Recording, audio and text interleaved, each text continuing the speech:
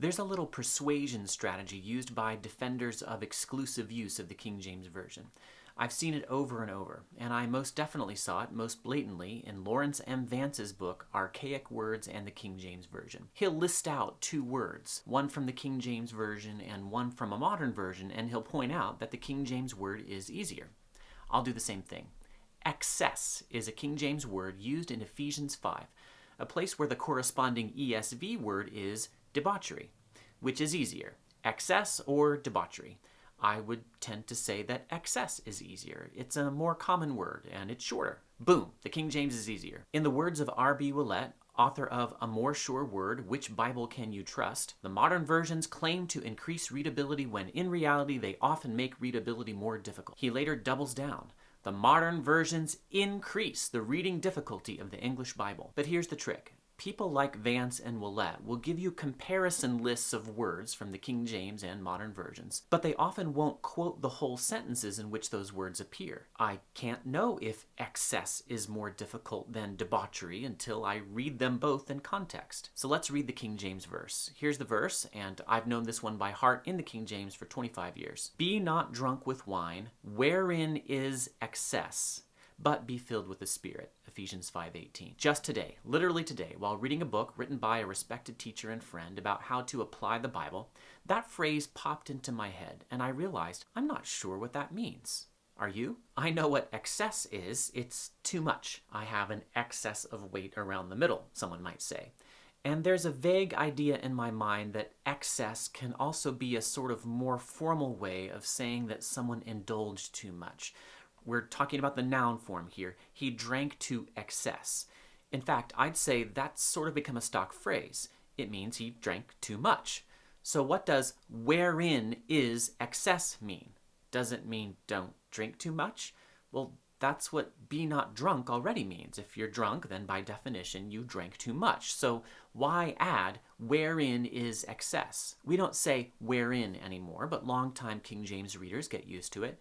It's only a small bump in the readability road. It means in which, usually. The King James says, cursed be the day wherein I was born, for example, and we would say, cursed be the day in which I was born. So, don't be drunk with wine, in which is too much? Too much what? Are you confused? I am. I think we have a contextual conflict because I can't make my modern understanding of the word excess fit here. Excess has to be something bad, something produced by getting drunk. But in my English, excess isn't something bad. It just means too much of something, even of good things, like these good things. I had an excess of funds to spend. I had an excess of wood I could use for scrap. I have an excess of ideas for more YouTube videos. Well, I suppose that last one could be good or bad depending on your perspective. We might have a false friend here. And if you followed my videos in this series, you know our next step. We need to look up the original language word in a responsible original language lexicon.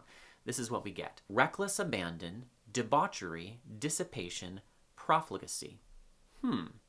If that's what the Greek word means, it seems like the King James translators chose a pretty tame English equivalent. Those words I saw in Bauer, Donker, Arndt, and Gingrich, BDAG, are pretty intense.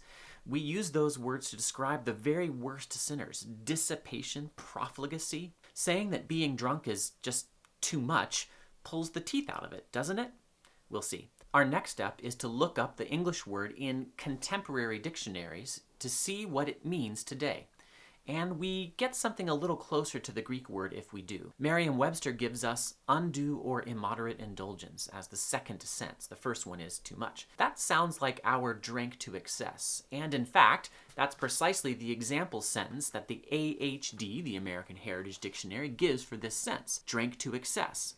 But that still doesn't sound as bad as reckless abandon and dissipation. Enter the all-important step 4. We need to look up the word in the Oxford English Dictionary. And what do we find? What do we get when we go for the big reveal? What is behind door number EXCESS? Something very interesting. Sense 4 reads this way. Extravagant violation of law, decency, or morality.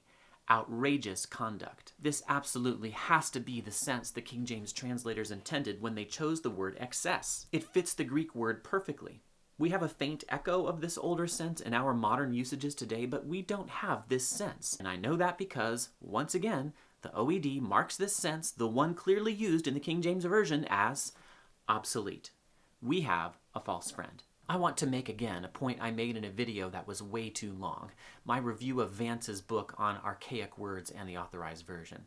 I have been told my whole life by my King James only brothers and sisters and pastors that elbow grease and a dictionary are all I need in order to understand the King James just fine. The one academic and critical review of my own book, Authorized the Use and Misuse of the King James Bible, claimed that because of smartphones with dictionaries on them, never has it been easier to read the King James Version than now. But what happens when I actually do what I've been told by my King James only brothers and pull out my dictionary? Over and over, I see the sense used in the King James Version marked with archaic or obsolete. In other words, they're dying or dead. It's bad enough when a dead word like canker or trow or collop shows up in the King James Version. In that case, look it up, dear, is sound advice, though I wonder why we should have to look up words when commonly known equivalents are available. But follow me carefully. Whenever, as with the word excess, the Oxford English Dictionary marks one sense as obsolete, but not other senses, you're likely to get a false friend. People will shoehorn in their own understanding of the word from contemporary English, even if it doesn't quite fit the King James context. Some exceptional readers who have an excess of knowledge and skill will notice the problem. But we tell our elementary schoolers, and I have 3 of them, to read the Bible. They're not going to notice that they've misunderstood. Now, that might be okay if there's simply no way to make the content of a given passage easier for them. Some things are going to go over their heads no matter how easy we make our Bible translations. Again, that's okay. They will grow, and Lord willing, they will understand more as they do. But if we use obsolete senses of current words, we are guaranteed to cause them to miss things. And what if there are accurate translations we could use that they do understand from our English, like the English Standard Version's word debauchery? Do not get drunk with wine, for that is debauchery. Yes, there are many children who will be just as confused and lost when they see debauchery as when they see excess. But there are some kids who will get it, as opposed to none of them getting it with excess. And many or most adults will get, for this is debauchery. But the dictionary tells us that effectively no adults will get the King James translator's intended meaning for wherein is excess. That sense is obsolete. And though neither Vance's book nor the Trinitarian Bible Society's King James Bible word list includes excess among their 700-plus long archaic vocabulary lists, the dictionary shows that excess in Ephesians 5:18 is a false friend. Now thou hopefully understandest what thou readest in the King James Version a little better.